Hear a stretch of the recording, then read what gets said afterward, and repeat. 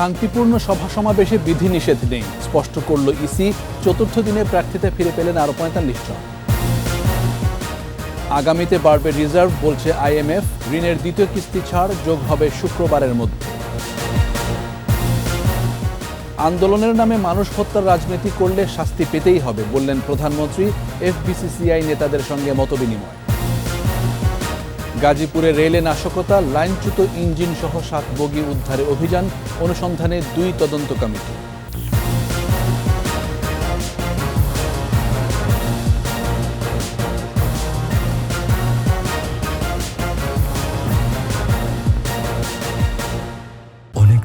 বিসর্জন দিয়ে তৈরি হয় আপনার স্বপ্নের বাড়ি। আমরা বুঝি বলেই তৈরি করি বিশ্বমানের জার্মান প্রযুক্তির ভূমিকম্প সহনশীল থার্মেক্স রড, যা আপনার স্থাপনাকে নিরাপদ রাখে প্রজন্ম থেকে প্রজন্ম। সালাম স্টিল, মোস্ট ডিউরেবল স্টিল। শুনছিলেন ফার্স্ট সিকিউরিটি ইসলামী ব্যাংক লিমিটেড সংবাদ শিরোনাম। আমন্ত্রণ রাত ১১টার ২১ সংবাদে। সাথে আছি আমি জাবের হোসেন। দর্শক, ২১ টেলিভিশনের সংবাদ একই সাথে সরাসরি দেখতে পাবেন আমাদের ফেসবুক পেজ www.facebook.com/2124 অনলাইনে। এছাড়া সংবাদে আরও থাকছে: ঢাকা বিশ্ববিদ্যালয়ে মেট্রো স্টেশন চালু, ক্লাস কিংবা পরীক্ষায় আর বিলম্বে পৌঁছানো নয়।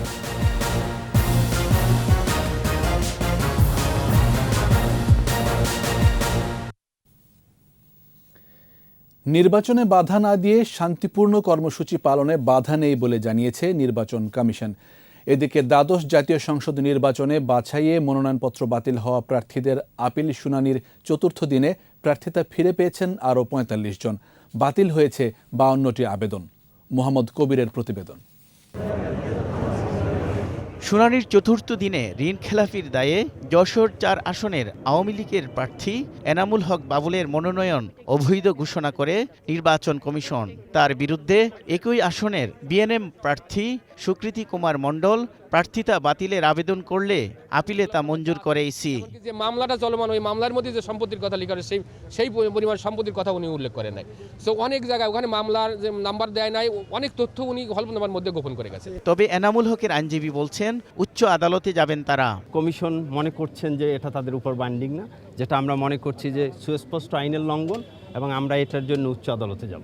ঋণ খেলাপির দায়ে আপিল করেও প্রার্থিতা হারিয়েছেন বিকল্প ধারা বাংলাদেশের মহাসচিব ও নোয়াখালী ৪ আসনের প্রার্থী অবসরপ্রাপ্ত মেজর আব্দুল মান্নান। আমি তাদের এই আদেশের বিরুদ্ধে আমি হাইকোর্টে আপিল করব।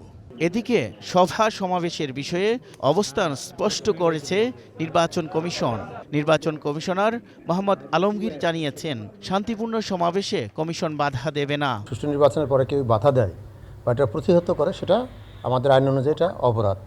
আমরা সেই পরিপ্রেক্ষিতেই স্বরাষ্ট্র মন্ত্রণালয়কে চিঠি দিয়েছি যে নির্বাচন যেহেতু করতে হলে একটা সুষ্ঠু পরিবেশ লাগে, শান্তিপূর্ণ পরিবেশ লাগে, এই রকম কোনো প্রোগ্রাম কর্মসূচি কোনো রাজনৈতিক দল বা কেউ যদি দিয়ে থাকে সেটা করা যাবে না। সভা সমাবেশ বন্ধের চিঠিতে রাজনৈতিক অধিকার ক্ষুণ্ণ হয়নি বলেও জানিয়েছে কমিশন। নির্বাচনে বাধা সংক্রান্ত যদি কোনো সভা সমাবেশ, আন্দোলন বা কর্মসূচি থাকে সেটাকে যেন না হতে দেওয়া হয়। মোহাম্মদ কবির, ২১ টেলিভিশন, ঢাকা। আগামী দিনগুলোতে বাংলাদেশের রিজার্ভ বাড়বে, কমবে মূল্যস্ফীতি। ঋণের দ্বিতীয় কিস্তি ছাড় করে বাংলাদেশের অর্থনীতির গতি প্রকৃতি নিয়ে এমন মূল্যায়নই তুলে ধরেছে আইএমএফ। এদিকে দ্বিতীয় কিস্তির অর্থ শুক্রবারের মধ্যেই রিজার্ভে যোগ হবে বলে আশা করছে বাংলাদেশ ব্যাংক। আর অর্থনীতিবিদরা বলছেন, দ্বিতীয় কিস্তি ছাড় হওয়া অর্থনীতির জন্য খুবই স্বস্তির। তবে নির্বাচনের পর প্রয়োজনীয় সংস্কার কার্যক্রম এগিয়ে নেওয়ার পরামর্শ তাদের। মেহেদী হাসানের সহায়তায় তৌহিদুর রহমানের রিপোর্ট। আন্তর্জাতিক মুদ্রা তহবিল আইএমএফ মনে করছে, আগামীতে বাংলাদেশের মূল্যস্ফীতির হার এখনকার তুলনায় কমবে। অন্যদিকে বাড়বে বৈদেশিক মুদ্রার রিজার্ভ। আইএমএফের নির্বাহী পর্ষদের সভায় ঋণের দ্বিতীয় কিস্তির ছাড়ের পর সংবাদ বিজ্ঞপ্তিতে বাংলাদেশ নিয়ে এমন মূল্যায়ন সংস্থাটির। আইএমএফ বলছে, চলতি অর্থবছর শেষে বাংলাদেশের মূল্যস্ফীতি ৭.25% নামতে পারে, প্রবৃদ্ধি হবে ৬%। তবে অর্থনীতিতে কিছু চ্যালেঞ্জ অব্যাহত থাকতে পারে। এদিকে দ্বিতীয় কিস্তিতে ৬৮ কোটি ৯৮ লাখ মার্কিন ডলার ছাড়ের প্রস্তাব অনুমোদন করেছে আইএমএফ বোর্ড। ফিগারটা হচ্ছে $689.8 মিলিয়ন মতো, যেহেতু আপনারা জানেন যে লোনটা হয় এসডিআরে, আইএমএফ এর স্পেশাল ড্রয়িং রাইটসে। আমরা আশা করছি আইএমএফ এর ফান্ডটা হয়তো বাই ফ্রাইডে আমাদের অ্যাকাউন্টে ঢুকবে। এছাড়া এই মাসে আইএমএফ, এডিবি ও অন্যান্য সংস্থা থেকে মোট $131 কোটি ঋণ সহায়তা রিজার্ভে যোগ হবে। আইএমএফ ঋণের তৃতীয় কিস্তি ছাড় হবে মে মাসে। এর আগে মার্চ মাসে শর্ত বাস্তবায়নে বাংলাদেশের অগ্রগতি আরেক দফা পর্যালোচনা করবে সংস্থাটি। 1.31 বিলিয়নের মতো আমাদের রিজার্ভে জমা হবে। টাইট মনিটারি পলিসি ফলো করে ইনফ্লেশনটাকে কমব্যাট করব। আমরা ফরেন এক্সচেঞ্জ মার্কেটটাকে আস্তে আস্তে ধীরে ধীরে বাজারমুখী করব। সিঙ্গেল রেটে নিয়ে গিয়েছি অলরেডি। অর্থনীতিবিদরা বলছেন আইএমএফের ঋণের দ্বিতীয় কিস্তি ছাড় স্বস্তির খবর। বৈদেশিক লেনদেনে ভারসাম্য ফিরিয়ে আনতে এটি সহায়তা করবে। এই ঋণটা যদি না আসতো তাহলে ওগুলো কিন্তু আটকে যেতে পারতো, তো সেই সম্ভাবনা তো এখন দূর হয়ে গেল। এদিকে মুদ্রানীতি আরও সংকোচনের পরামর্শ দিয়েছে আইএমএফ। পাশাপাশি টাকা ডলারের বিনিময় হার নমনীয় করার উপরও গুরুত্ব আরোপ করেছে সংস্থাটি। অর্থনীতিবিদরা বলছেন নির্বাচনের পর অর্থনীতিতে প্রয়োজনীয় সংস্কার কার্যক্রম এগিয়ে নিতে হবে, যাতে তৃতীয় কিস্তি অনিশ্চয়তায় না পড়ে। আমাদেরকে ইন্টারেস্ট রেট পলিসিটা বাজার ভিত্তিক করতে হবে, এক্সচেঞ্জ রেটটাও বাজার ভিত্তিক করতে হবে। সেটা আমি ক্রলিং পেগেই করি বা ফ্লেক্সিবল ফ্লোটিং অ্যারেঞ্জমেন্টেই করি, সেটা আমাকে করতে হবে। চলতি বছরের জানুয়ারিতে বাংলাদেশের জন্য $470 কোটি ঋণ অনুমোদন করে আইএমএফ। গত ফেব্রুয়ারিতে ছাড় হয় প্রথম কিস্তির $47 কোটি 63 লাখ। তৌহিদুর রহমান, 21 টেলিভিশন, ঢাকা। প্রধানমন্ত্রী শেখ হাসিনা বলেছেন, আন্দোলনের নামে যারা মানুষ হত্যার রাজনীতি করে তাদের ক্ষমা নেই, তাদেরকে শাস্তি পেতেই হবে। গণভবনে এফবিসিসিআই এর নবনির্বাচিত কমিটির সঙ্গে মতবিনিময় সভায় প্রধানমন্ত্রী বলেন, উন্নত দেশ গড়ার স্বার্থে ব্যবসায় তৈরিতে কাজ করছে সরকার। ফারজানা শোভা জানাচ্ছেন বিস্তারিত। গণভবনে প্রধানমন্ত্রী শেখ হাসিনার সঙ্গে মতবিনিময় করলেন ব্যবসায়ীদের শীর্ষ সংগঠন federation of Bangladesh chamber of commerce and industry FBCCI এর নবনির্বাচিত প্রতিনিধিরা।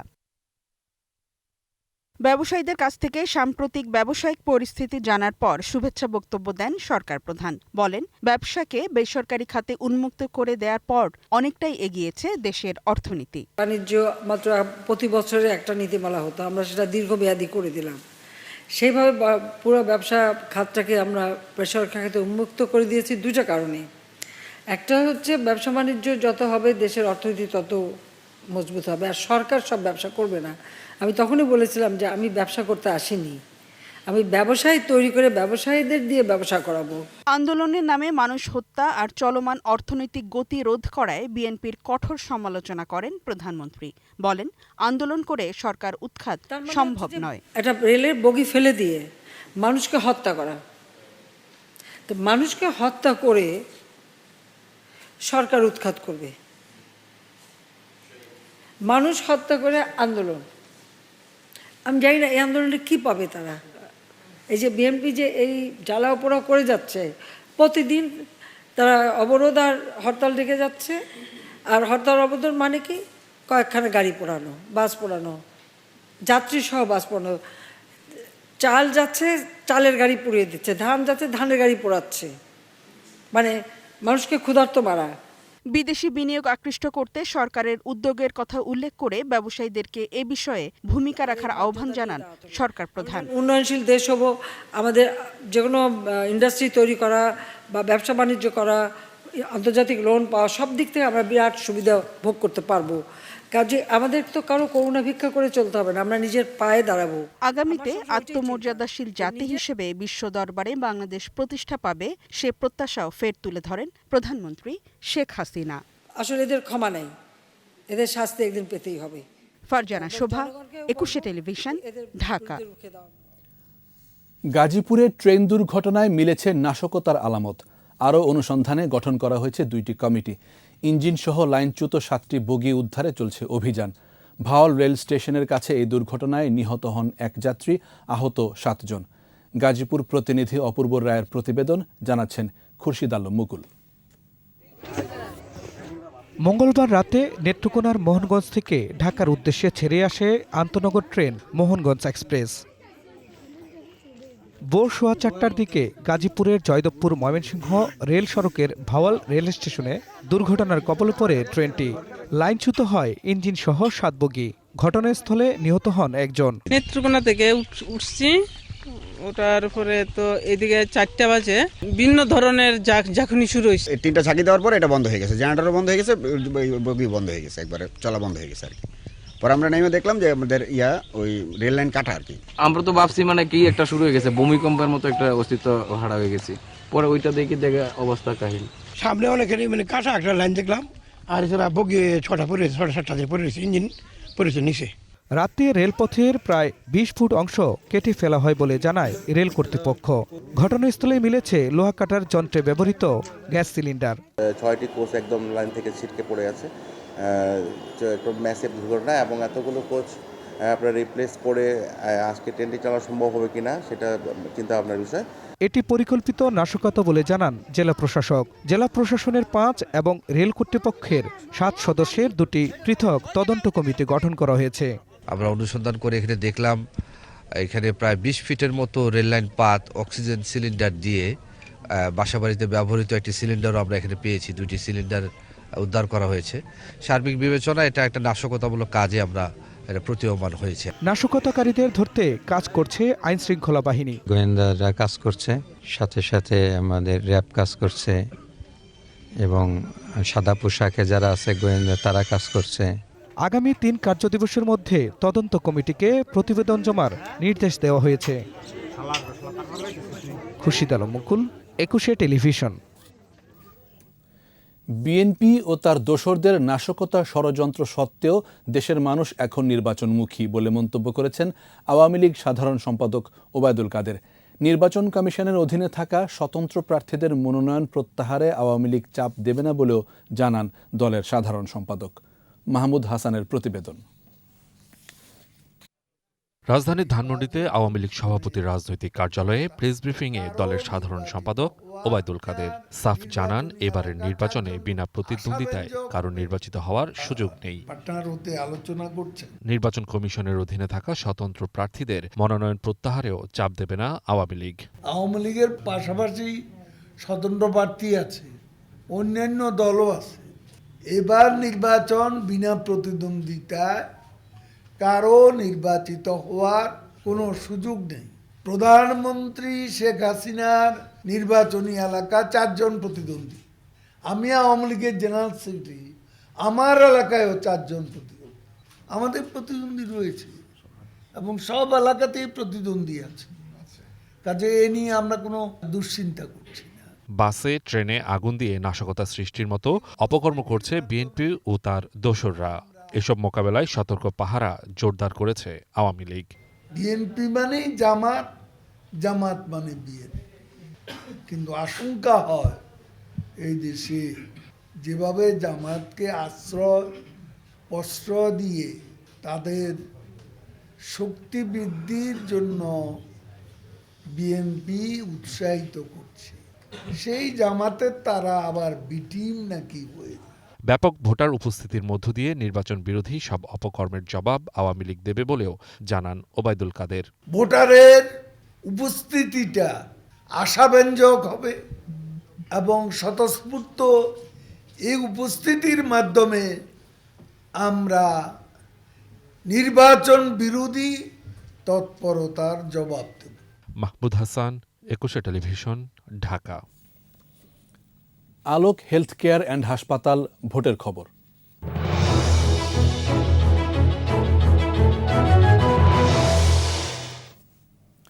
নির্বাচনী আমেজে সরগরম দক্ষিণের জেলা পিরোজপুর। জেলার 7 উপজেলায় 3 আসনে প্রার্থী 27 জন।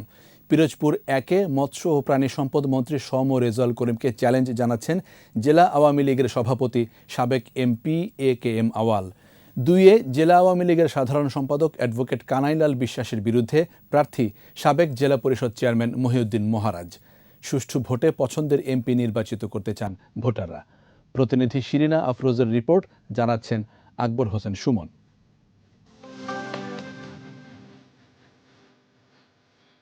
কচা, বলেশ্বর, কালীগঙ্গা ও সন্ধ্যা নদী বিধৌত পিরোজপুরে বঙ্গমাতা শেখ ফজিলাতুন্নেসা সেতুটি বদলে দিয়েছে এই জনপদের জীবনযাত্রা। এখন আর ফেরির জন্য অপেক্ষা নয়, দৃষ্টিনন্দন সেতুটি গোটা অঞ্চলের যোগাযোগ সহজ করেছে। শুধু এই সেতুটিই নয়, কয়েকশো কিলোমিটার নতুন সড়ক ও সেতু, বিদ্যুৎ সংযোগ রীতিমতো গ্রামকে শহরে পরিণত করেছে। এছাড়া বঙ্গবন্ধু বিজ্ঞান ও প্রযুক্তি বিশ্ববিদ্যালয়, হাউজিং এস্টেট, 250 শয্যার হাসপাতাল, কারিগরি প্রশিক্ষণ কেন্দ্র, নতুন পাসপোর্ট অফিস, প্রস্তাবিত অর্থনৈতিক অঞ্চলেও বদল আসছে জীবনযাত্রায়। তাই ভোটারদের ভাবনায় উন্নয়ন। এই সেতুটা হয়ে বর্তমান সরকার আমাদের যা উপকার করেছে এটা আসলে অকল্পনীয়। আমরা তার কাছে কৃতজ্ঞ। এই উন্নয়নের ধারা অব্যাহত রাখতে হলে আবারও নৌকায় সবাইকে ভোট দিয়ে নৌকাকে জয়যুক্ত করতে হবে। আওয়ামী লীগ সরকার যে এই 5 বছর এত উন্নয়ন করছে, অন্য কোনো সরকার আইলে যে পারতো আমার মনে হয় না। আমি দেশের উন্নয়নে জনগণের স্বার্থে নৌকায় আমার প্রথম ভোটটি দিতে চাই। পিরোজপুর 1 আসনে আবারও আওয়ামী লীগের প্রার্থী সমর রেজাউল করিম। তবে নিজ দলেরই জেলা সভাপতি AKM আউয়াল তার বিরুদ্ধে অবস্থান নিয়েছেন। তারপরেও জয়ে আশাবাদী সমর রেজাউল। শেখ হাসিনা না থাকলে এই দক্ষিণ অঞ্চলের পদ্মা সেতু, সুন্দর রাস্তা, বেকুটিয়া সেতু, পাটগাতি সেতু কিচ্ছুই হইতো না যদি শেখ হাসিনা না আসতো। সেজন্য আবার আমাদের শেখ হাসিনাকে দরকার। পিরোজপুর 2 আসনে নৌকার প্রার্থী জেলা আওয়ামী লীগের সাধারণ সম্পাদক অ্যাডভোকেট কানাইলাল বিশ্বাসকে চ্যালেঞ্জ জানিয়ে নির্বাচনী মাঠে নেমেছেন একই দলের নেতা মহিউদ্দিন মহারাজ। এই আসনেই আরেক শক্তিশালী প্রার্থী বর্তমান MP JP chairman Anwar Hossain Manju আছেন নির্বাচনী লড়াইয়ে। 3 সাবেক ছাত্রনেতা আশরাফুর রহমানকে লড়তে হবে জেপি প্রার্থীর বিপক্ষে। তবে সবগুলো আসনে জয়ের ব্যাপারে আশাবাদী জেলা আওয়ামী লীগ। ঐক্যবদ্ধভাবে এই উন্নয়নের রাজনীতির সাথে সম্পৃক্ত হওয়ার জন্য, জননেত্রী শেখ হাসিনার পাশে থাকার জন্য আমি আপনাদেরকে অনুরোধ জানাই। আওয়ামী লীগের স্বতন্ত্র প্রার্থী থাকায় সহিংসতার আশঙ্কা করছেন অনেকেই। নির্বাচনের প্রক্রিয়াটা যাতে সুন্দরভাবে এবং সুশৃঙ্খলভাবে হয়, মাননীয় প্রধানমন্ত্রী নিশ্চয়ই সেই ব্যবস্থা নেবেন। জেলার সবগুলো আসনেই জমজমাট লড়াই হবে বলে মনে করছেন সচেতন মহল। বাংলাদেশের সমস্ত জেলায় ট্রেন লাইন যাচ্ছে, আমরা পিরোজপুর অবহেলিত হয়ে আছি। আমরা চাই যে আগামী এই সরকার ক্ষমতায় যাক এবং আরও উন্নয়নের সাথে সাথে আমাদের পিরোজপুরেও যেন আমরা ট্রেনের সেরকম সুযোগ সুবিধা পাইতে পারি। উৎসবমুখর ভোটে যোগ্য প্রার্থীকে নির্বাচিত করে সংসদে পাঠাতে চান পিরোজপুরের মানুষ। আকবর হোসেন সুমন, 21 টেলিভিশন। দ্বাদশ সংসদ নির্বাচনে চূড়ান্ত হয়েছে প্রার্থী তালিকা। ভোটাররা উন্মুখ নতুন জনপ্রতিনিধি নির্বাচনের অপেক্ষায়। পাড়া মহল্লায়, চায়ের আড্ডায় বইছে ভোটের হাওয়া। 21 টেলিভিশনের নিয়মিত আয়োজনে আজ জানাচ্ছি ঢাকা 8 আসনের ভোটারদের ভাবনা আর প্রত্যাশার খবর।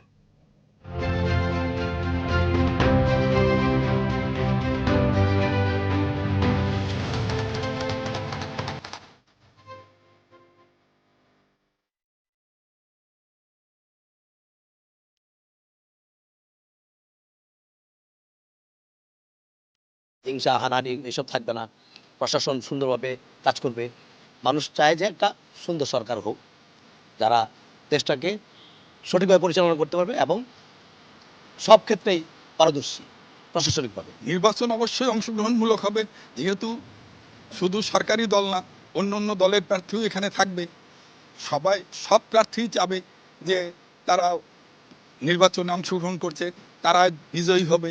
কিন্তু বিজয়ী হওয়ার ক্ষেত্রে তো বিজয়ী শেষ পর্যন্ত একজনই হবে, কিন্তু শেষ হাসি কে হাসবে সে কথা তো বলা যাবে না। আমাদের বাংলাদেশের রাজনৈতিক প্রেক্ষাপটে আসলে নির্বাচনটা কিন্তু একটা উৎসবের মতো, যে এখানে উৎসব একটা আমেজ থাকে। আপনি যেখানে যাবেন সেখানে ব্যানার, পোস্টার, ঠিক আছে, সবাই এই যে চায়ের আড্ডা, গল্প গুজব, এগুলো কিন্তু একটা আমেজ। বাংলাদেশ তো একটা উন্নয়নের ধারায় চলতেছে এবং আপনি একটা জিনিস দেখেন যে আপনার স্ট্রাকচারাল উন্নয়নগুলো করতে কিন্তু একটা সময় লাগে, একটা সার্টেন পিরিয়ড লাগে, যেটা 5 বছর সময়টা যথেষ্ট না। অনেক বড় বড় মেগা প্রকল্পগুলো আছে যেটার জন্য অনেক সময় লাগে। আমি চাই যে এই উন্নয়নের ধারাগুলো অব্যাহত থাকুক।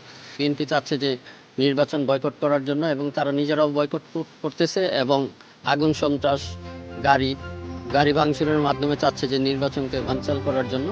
যেটা যা বলবো আমি যে আমাদের দেশের জন্য অবশ্যই ক্ষতি করে আসলে নির্বাচন বন্ধ করা যাবে না।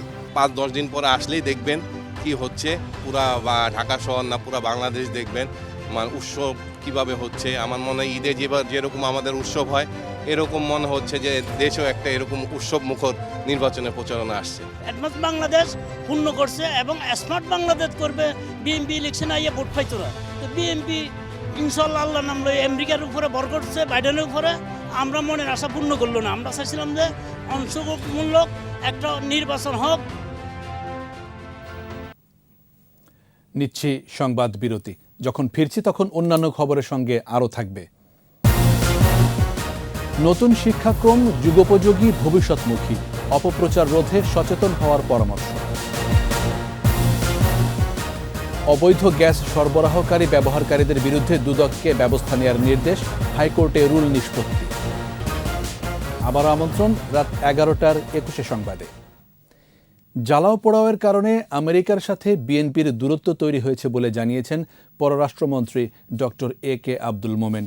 সিলেটে জাতীয় পার্টির আহ্বায়কের সাথে মতবিনিময় শেষে সাংবাদিকদের এই তথ্য জানান তিনি।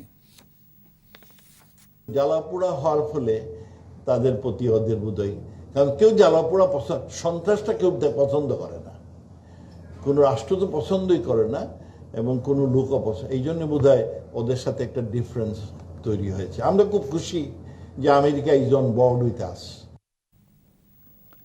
বিএনপি নির্বাচন প্রতিহত করার জন্য গুপ্তস্থান থেকে অবরোধের ডাক দিচ্ছে, এতে দেশের মানুষের বিন্দুমাত্র সাড়া নেই বলে মন্তব্য করেছেন তথ্য ও সম্প্রচার মন্ত্রী ডক্টর হাসান মাহমুদ। দুপুরে তথ্য মন্ত্রণালয়ের সম্মেলন কক্ষে সাংবাদিকদের প্রশ্নের জবাবে মন্ত্রী দাবি করেন, বিএনপির তথাকথিত অবরোধ কোথাও পালিত হয়নি। বলেন, দেশের নিবন্ধিত 44টি রাজনৈতিক দলের মধ্যে 30টি নির্বাচনে অংশ নিচ্ছে। জাতীয় পার্টির বর্তমান পরিস্থিতি নিয়ে এক প্রশ্নের জবাবে তথ্য ও সম্প্রচার মন্ত্রী বলেন, নির্বাচনমুখী দল হিসেবে তারা আগের মতোই রাজনৈতিক সহযোগী হিসেবে কাজ করবে। জাতীয় পার্টি যে অবরোধের ডাক দেওয়া হচ্ছে গুপ্তস্থান থেকে, সেই অবরোধে দেশের মানুষের বিন্দুমাত্র সাড়া নেই। দেশের মানুষ তাদের ডাকে সাড়া তো দেয়নি, বরং তাদের প্রতি বৃদ্ধাঙ্গুলি প্রদর্শন করে দেশের মানুষ স্বাভাবিক কাজকর্ম চালিয়ে যাচ্ছে। ক্লাস কিংবা পরীক্ষায় আর বিলম্বে পৌঁছানো নয়। টিএসসিতে মেট্রো স্টেশন উন্মুক্ত হওয়ায় উল্লসিত ঢাকা বিশ্ববিদ্যালয়ের শিক্ষার্থীরা। একই দিনে চালু হলো বিজয় সরণি স্টেশনও। এছাড়া ফার্মগেট ও কারওয়ানবাজার স্টেশন জানুয়ারির প্রথমার্ধে চালুর পরিকল্পনা নিয়ে এগুচ্ছে মেট্রো রেল কর্তৃপক্ষ। রিপোর্টে বাকিটা জানাচ্ছেন মুহাম্মদ নুরুন্নবী।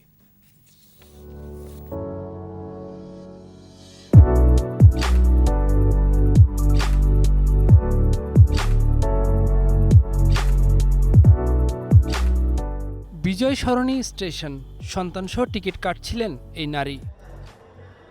মণিপুরি পাড়ার এই বাসিন্দা বললেন, পুরো পরিবার মিলে এতদিন ধরে দিনটির অপেক্ষায় ছিলেন তারা। আমি আজকের জন্য অপেক্ষা করছিলাম যে আজকে এখানে উদ্বোধন হবে, আমরা সেদিন যাবো আর কি। গ্রেটফুল, তিনি যে কাজটি করে আমার অনেক সুবিধা করে দিয়েছেন। এই পরিবারটির মতোই আরও অনেক সুবিধাভোগী এসেছিলেন প্রথম দিনই। অকপটে বললেন, অন্তত সময় মতন গন্তব্যে পৌঁছানোর নিশ্চয়তা তো মিলল।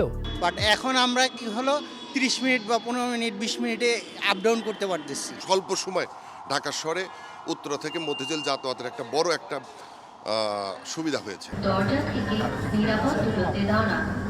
একের পর এক স্টেশন সংখ্যা যত বাড়ছে, পরিপূর্ণতা পাচ্ছে এই অত্যাধুনিক গণপরিবহন মেট্রো রেল। যাত্রীদের একটাই দাবি, পরিপূর্ণ সময় যেন ট্রেন পরিচালনা করা হয়। এখন তো খুব সহজে মতিঝিল চলে যাচ্ছি, আবার শর্ট টাইমে কাজ সেরে আবার চলে আসতে পারতেছি। অফিসে যাওয়ার সময় সবাই ভালোভাবে যায়, কিন্তু আসার সময় আমাদের সেই কষ্ট পোহাতে হয়। ঢাকা বিশ্ববিদ্যালয়ের টিএসসি স্টেশনেও ছিল অনেকটা উৎসবের জোয়ার। অনেকে সহপাঠী ও বন্ধুদের নিয়ে সেলফিবাজি করে মহেন্দ্রক্ষণটি ধরে রাখার চেষ্টা করেন। আমাদের কার্জন বলেন বা এদিকে আর্টস ফ্যাকাল্টি বলেন, সব দিকে যেতে সুবিধা হবে। এক্সাক্ট টাইমে পৌঁছায়, তো আমাদের অনেকটা সময় সেভ হচ্ছে। দেশের উন্নতির জন্য অনেক এক ধাপে এগিয়ে গেলাম। দ্রুত আসতে পারতেছি এটা না, আবার আমাদের হচ্ছে রাস্তায় জ্যাম কিন্তু খুব কমে গেছে। যানজটে আটকে থাকা দুঃসহ স্মৃতি ভুলে গিয়ে শিক্ষার্থীরা বললেন, এখন আর অযথা সময় নষ্ট হওয়ার কোনো সুযোগ থাকলো না। এই ট্রেনটা যদি আরো 2-4 বছর আগে হতো তাহলে আমাদের আসলে অনেকগুলো সময় বেঁচে যেত, আমরা আসলে পড়াশোনায় আরো মনোযোগী হতে পারতাম। জুনিয়র স্টুডেন্টরা থাকবে, তাদের জন্য হাফ পাসের ব্যবস্থা করা হোক। খুব কম সময়ের মাঝখানে আসতে পারতেছি বাসা থেকে, সো এটা আমাদের খুব ভালো লাগতেছে। Thank you so much for doing this for us, it means a lot. আমাদের অনেকটা সময় অনেকটা পরিশ্রম বেঁচে গেল। এজন্য এমআরটি বা র্যাপিড পাসের সুবিধাটা সবচেয়ে বেশি। নিত্য টিকিট কাটার ঝক্কি এড়াতে র্যাপিড পাসে ভ্রমণ আরও স্বস্তির। ব্যবহারকারীদের তাই অগ্রিম টিকিটিংয়ের অভ্যস্ত হওয়ার পরামর্শ দিয়েছে মেট্রো কর্তৃপক্ষ। মোহাম্মদ নুরুন নবী, একুশে টেলিভিশন, ঢাকা। প্রাথমিক ও মাধ্যমিক স্তরে চালু হওয়া নতুন শিক্ষাক্রম নিয়ে নানা মহলে পক্ষে বিপক্ষে চলছে আলোচনা সমালোচনা। সত্য মিথ্যা মিশিয়ে সামাজিক মাধ্যমে চালানো হচ্ছে অপপ্রচারও। শিক্ষাক্রম নিয়ে আয়োজিত সেমিনারে এটিকে যুগোপযোগী এবং ভবিষ্যৎমুখী বলছেন বিশেষজ্ঞরা। অপপ্রচার রোধে সবাইকে সচেতন হওয়ার আহ্বান জানান তারা। মুশফিকা নাজনীনের রিপোর্ট। নতুন কারিকুলাম নিয়ে সামাজিক যোগাযোগ মাধ্যমে প্রায় নানা ধরনের অপপ্রচার চালানো হচ্ছে। শিক্ষার্থীদের পাশাপাশি বিভ্রান্ত হচ্ছেন অভিভাবকরা। দক্ষতা ভিত্তিক বাংলাদেশের নতুন শিক্ষা কারিকুলাম, চ্যালেঞ্জ ও উত্তরণের উপায় শিরোনামে সেমিনারে নতুন শিক্ষাক্রম নিয়ে ভুল ধারণা ও চলমান অপপ্রচারগুলো নিয়ে হয় বিস্তর আলোচনা। বক্তারা বলেন, শিক্ষার্থীদের আনন্দময় পরিবেশে পড়ানোর পাশাপাশি মুখস্থ নির্ভরতা কমিয়ে তাদের দক্ষতা ও সৃজনশীলতা বিকাশে নতুনের শিক্ষাক্রম। আমার কাছে মনে হয়েছে এই কারিকুলামটা সাপ মোচন। তাহলে কিসের সাপ ছিল? শতাব্দীর সাপ। যোগ্যতা অর্জনের জন্য যে দক্ষতা, যে আচরণ এবং যে দৃষ্টিভঙ্গি প্রয়োজন, পুরোটাই কিন্তু এখানে চেষ্টা করা হয়েছে। যেগুলো অপপ্রচার হচ্ছে এগুলো আসলে আমরা শিক্ষকরা করছি না, অভিভাবক না, হয়তো তারা আমাদের নাম না জানা কিছু হচ্ছে। সভায় বিশিষ্টজনেরা বলেন, অভিভাবকদের গতানুগতিক শিক্ষা ব্যবস্থার বাইরে এসে শিশুদের জন্য নতুন করে চ্যালেঞ্জ নেওয়ার মানসিকতা থাকতে হবে। কিছু যদি বাদ দিতে হয় দেওয়া যাবে, এটা তো বন্ধ করে দেওয়া হয়নি এই দরজাটা। সেইটা নিয়ে এই যে গুজব, এই যে অপবাদ, মিথ্যা অপবাদ, বাচ্চাদের কোনো সমস্যা নেই। বাচ্চারা এটাকে শুধু যে অ্যাকসেপ্ট করেছে তা না, অত্যন্ত আনন্দের সঙ্গে অ্যাকসেপ্ট করেছে। কাজে ওদের ভিতরে যে আমরা আগ্রহ দিতে পারি, বাচ্চাদের ভিতরে পড়াশোনা ওরা নিজেরাই করবে। প্রতিটি প্রতিষ্ঠানে আমরা যারা আছি, এই প্রতিষ্ঠানের প্রত্যেককে বাধ্য করা যে এই শিক্ষা কারিকুলামটা যেহেতু ভালো, সুতরাং এটার পক্ষে প্রচারণা চালাতে হবে। তবে অভিভাবকরা নতুন এই শিক্ষাক্রমকে আরও সংশোধনের আহ্বান জানান। হাতে কলমের ব্যাপারটার পাশাপাশি যদি আমি লিখিত ব্যাপারটাও রাখি, তাহলে ব্যাপারটা বাচ্চাদের কাছে শিক্ষাটা আরো ক্লিয়ার হবে। জাতীয় শিক্ষাক্রম ও পাঠ্যপুস্তক বোর্ডের দাবি, ভবিষ্যতে কৃত্রিম বুদ্ধিমত্তা ভিত্তিক পৃথিবীর সঙ্গে শিক্ষার্থীদের খাপ খাইয়ে নিতে এ ধরনের শিক্ষাক্রম আয়োজন। যুক্ত হয়েছে একটা বিশেষ গোষ্ঠী যারা এ দেশটাকে কখনোই সে ৭১-এও স্বাধীন হোক সেটা চায়নি। এখনও প্রতিটা তার অগ্রগতির পদক্ষেপের জায়গায় প্রতিবন্ধকতা তৈরি করবার জন্যে একেবারে মরণ কামড় দিয়ে লাগে। মুশফিকা নাজনীন, একুশে টেলিভিশন, ঢাকা। ২০১২ সাল থেকে ঢাকা ও চট্টগ্রামে অবৈধ গ্যাস সরবরাহকারী ব্যবহারকারীদের বিরুদ্ধে তদন্ত করে বিভাগীয় ব্যবস্থা নেওয়ার নির্দেশ দিয়েছে হাইকোর্ট। গ্যাস নিয়ে এই দুর্নীতি তদন্তে দুদককে নির্দেশ দেওয়া সহ ৫ দফা আদেশ দিয়ে এ রায় দিয়েছেন হাইকোর্ট। বিচারপতি মোস্তফা জামান ইসলামের নেতৃত্বে দ্বৈত বেঞ্চ রুল নিষ্পত্তি করে এই রায় দেন। বিস্তারিত শাকেরা আরজুর রিপোর্টে। ২০১২ সালে সরকার বাসাবাড়িতে নতুন গ্যাস সংযোগ বন্ধ করে দেয়। তখন হাজার হাজার অবৈধ গ্যাস সংযোগ দেয় কিছু অসাধু কর্মকর্তা। এতে সরকারের লোকসান হয় কোটি কোটি টাকা। দুর্নীতি করে অবৈধভাবে গ্যাস সংযোগ দেওয়ার সাথে সম্পৃক্ত কর্মকর্তা ও ঠিকাদারদের বিরুদ্ধে ব্যবস্থা নিতে রিট করে human rights and piece for Bangladesh নামে একটি সংগঠন। পরে প্রাথমিক শুনানি শেষে হাইকোর্ট রুল জারি করেন। বুধবার সেই রুল নিষ্পত্তি করে ৫ দফা আদেশ দিয়ে দুর্নীতি তদন্তে দুদককে নির্দেশ দেওয়া হয়েছে। ঢাকা, চট্টগ্রাম, মানিকগঞ্জ, নারায়ণগঞ্জ আশেপাশে যে সমস্ত এলাকায় অবৈধভাবে গ্যাস সরবরাহ করেছে, যারা সরবরাহ করেছে সেটা কন্ট্রাক্টর হোক অথবা তিতাসের কোনো কর্মকর্তা হোক, তাদের বিরুদ্ধে তদন্ত করার জন্য ৬ সদস্য বিশিষ্ট একটি কমিটি গঠনের নির্দেশ দিয়েছেন। এবং ওই রিপোর্ট আসার পরে যে সমস্ত কর্মকর্তারা জড়িত তাদের বিরুদ্ধে ডিপার্টমেন্টাল ব্যবস্থা নিতে বলেছেন। ২০১২ সাল থেকে এ পর্যন্ত সরকারের আর্থিক ক্ষতি পর্যালোচনা করে দায়ী ব্যক্তিদের কাছ থেকে অর্থ আদায়েরও নির্দেশ দেওয়া হয়। আদালত নির্দেশ দিয়েছেন অর্থ মন্ত্রণালয়কে এই যারা এই গ্যাসগুলো ব্যবহার করেছেন তাদের কাছ থেকে ওই টাকাটা পিডিআর অ্যাক্টে আদায় করার জন্য। আগামী ৬ মাসের মধ্যে এসব নির্দেশনা বাস্তবায়ন করে প্রতিবেদন দেওয়ার নির্দেশ দিয়ে মামলাটি চলমান রাখেন হাইকোর্ট। শাকেরা আরজু, একুশে টেলিভিশন, ঢাকা। আবারও সংবাদ বিরতি। যখন ফিরছি তখন অন্যান্য খবরের সঙ্গে আরও থাকবে। 40 বছর পর ঢাকার সুতিভোলা খাল উদ্ধার, যুক্ত হবে হাতিরঝিল। গাজায় যুদ্ধবিরতির পক্ষে জাতিসংঘে প্রস্তাব পাস, বিপক্ষে ভোট যুক্তরাষ্ট্রের। দেখছেন রাত 11টার 21 সংবাদ। 40 বছর পর ঢাকার সুতিভোলা খালে আবারও চলল নৌকা। যাত্রী হয়ে খালটির উদ্ধার ও উন্নয়ন কার্যক্রম দেখলেন উত্তর সিটি কর্পোরেশনের মেয়র আতিকুল ইসলাম। নতুন বাজার 100 ফিট থেকে সাঁতারকুল হয়ে এই খাল যুক্ত হবে হাতিরঝিলে, যাবে আফতাবনগর পর্যন্ত। মাহমুদ হাসানের প্রতিবেদন। মধ্যবাড্ডার সাঁতারকুলের সুতিভোলা খাল দখলে দূষণে ছিল মৃতপ্রায়। ওয়াসা থেকে দায়িত্ব পেয়ে সিএস দাগ অনুসারে খাল উদ্ধারে নেমেছে ঢাকা উত্তর সিটি কর্পোরেশন। 4 দশক পর আবারও নৌকা চলল সুতিভোলায়। যাত্রী হয়ে খাল পাড়ি দিলেন মেয়র আতিক। 40 বছর পরে এই প্রথম এই খালে আজকে নৌকা চলল, এবং নৌকা চলার এক পর্যায়ে কিন্তু যেতে পারি নাই, কারণ ওখানে কিন্তু ভরাট হয়ে গিয়েছে। খালটি উদ্ধার করে তৈরি হবে 29 কিলোমিটার ওয়াটারওয়েজ, ফলে কমবে রাজধানীর যানজট। একটা হলো আমাদের যেটাকে ওয়াটার লাইন, আরেকটা হচ্ছে আমাদের ট্রান্সপোর্ট লাইন যেটা আছে, দুটো কিন্তু ইন্টিগ্রেট করা যায়, তাহলে কিন্তু অবভিয়াসলি অনেক চাপ কিন্তু কমে যাবে। এই ইন্টিগ্রেশনের জন্য যারা স্পেশালিস্ট যারা আছে তাদের সাথে কিন্তু আমরা কথা বলছি। খালের উন্নয়ন কাজ ব্যয়বহুল বলছে ডিএনসিসি। আমরা এখন শুরু করেছি, এটাকে হিউজ ফান্ড লাগবে। আমরা আলাপ করছি খালের পাশে সোলার দেওয়া যায় নাকি, তাহলে সোলার কোম্পানি থেকে আমরা বলতে পারি তোমরা খালটাকে আবার দেখে শুনে রাখবা, কারণ আমরা মাল্টিপারপাস চিন্তা ভাবনা করছি। আমি মনে করি এই জন্য জনগণকে এগিয়ে আসতে হবে। উদ্ধারের পর সুতিভোলা খাল যেন আবার দখল না হয়, সেজন্য নেওয়া হয়েছে মহাপরিকল্পনা। খাল এখন পরিষ্কার করে দিচ্ছি, 2 দিন পরে কিন্তু এটা আবার দখল হয়ে যাবে। মাহমুদ হাসান, 21 টেলিভিশন, ঢাকা। এবার বিজয়ের মাসের খবর।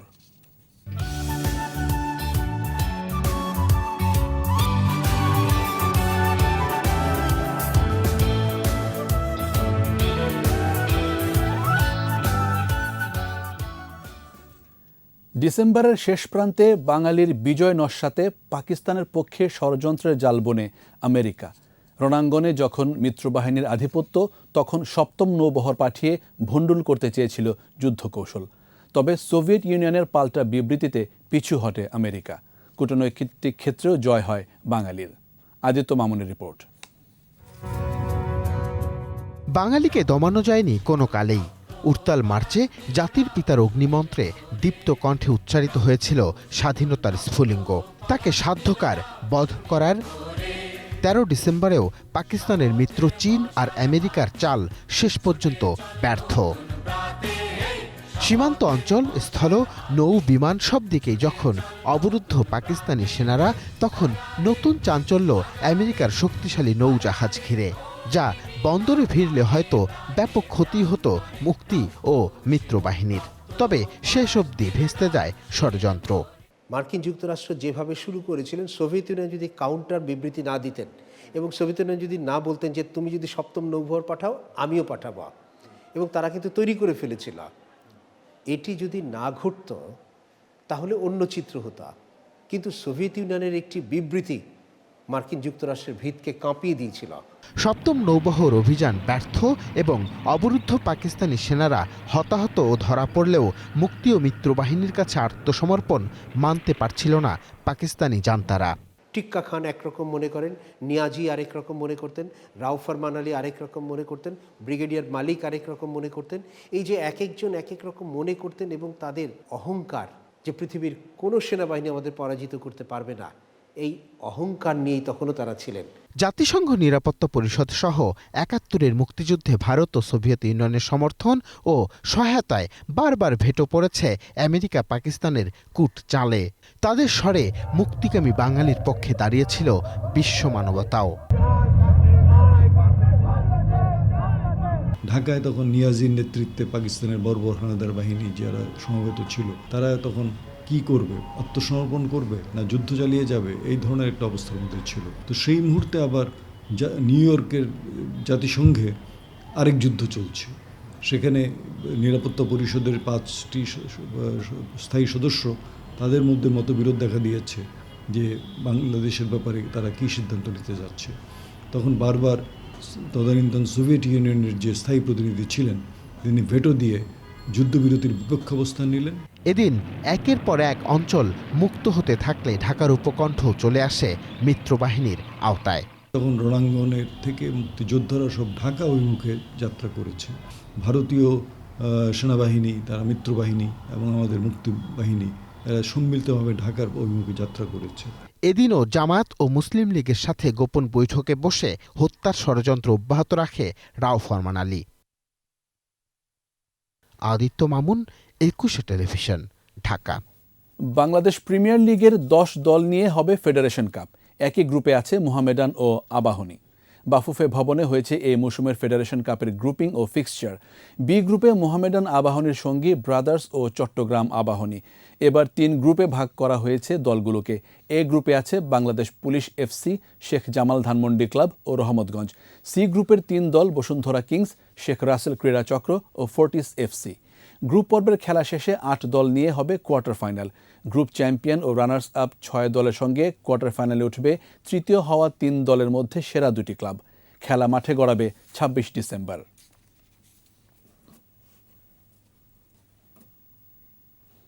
আর এরই সাথে শেষ করছি রাত 11টার 21 সংবাদ।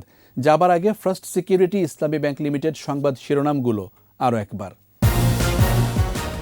শান্তিপূর্ণ সভা সমাবেশে নিষেধ নেই স্পষ্ট করল ইসি। চতুর্থ দিনে প্রার্থীতা ফিরে পেলেন আরও 45 জন। আগামীতে বাড়বে রিজার্ভ বলছে আইএমএফ। ঋণের দ্বিতীয় কিস্তি ছাড় যোগ হবে শুক্রবারের মধ্যে। আন্দোলনের নামে মানুষ হত্যার রাজনীতি করলে শাস্তি পেতেই হবে বললেন প্রধানমন্ত্রী। এফবিসিসিআই নেতাদের সঙ্গে মতবিনিময়। গাজীপুরে রেলে নাশকতা, লাইনচ্যুত ইঞ্জিন সহ 7 বগি উদ্ধারে অভিযান। অনুসন্ধানে 2 তদন্ত কমিটি। 21 টেলিভিশনের সর্বশেষ খবর জানতে ডায়াল করুন 2021 নম্বরে আর ভিজিট করুন 21-tv.com এই ওয়েবসাইট।